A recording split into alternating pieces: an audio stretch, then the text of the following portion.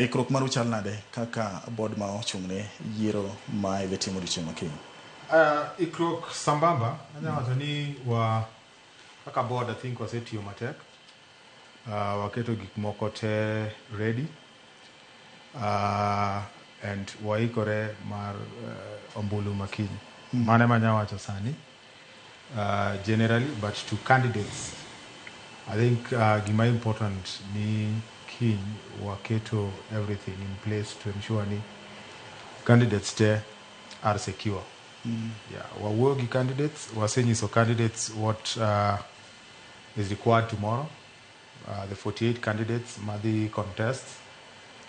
Candidate ka candidate wamiyo nafas mar bedo gi agent achiel for every position.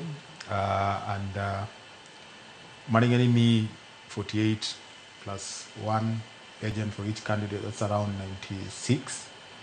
And then of course one delegates, 90 delegates, madhi go ombulu, gi observers, gi a very elaborate security team at 3 levels. So the first barrier, second, and the third that gets you into the voting arena.